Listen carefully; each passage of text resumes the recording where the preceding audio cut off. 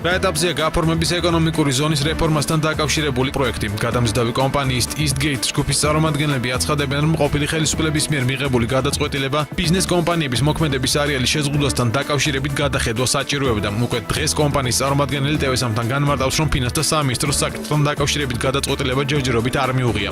დავითაძის განცხადებით მოქმედი ბრძანებულება, რომელიც საკონტეინერო საზღვაო ხაზებს ტვირთის, გეზის, ფოთის პორტში არსებულ ტერმინალში გადამუშავებას ავალდებულებს თავისუფალი კონკურენციის პრინციპებს ეწინააღმდეგება.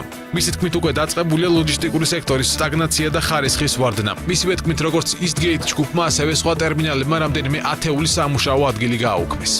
საბაჟო საკონტეინერო ტერმინალები მის მაგალითად რომ იყვნენ უნიკალურები, ანუ უნივერსალები უпроსებეთო და ამუშავონ ყველა ტიპის ტვირთი, პრაქტიკულად მიდივართ უკან. ანუ აცეოს ტერმინალი, რომელიც ამუშავებს ხოლმე ავტომობილ და დატვირთულ კონტეინერებს. კონკურენცია არ არის, ხარისხი ყველა ვარიანტში მოიკლებს და მოიკლო უკვე კიდევაც, იმიტომ რომ იყო რაღაც პიკები, როდესაც ტექნიკა გახუჭდა და მხოლოდ ეს ტერმინალი ამუშავებდა.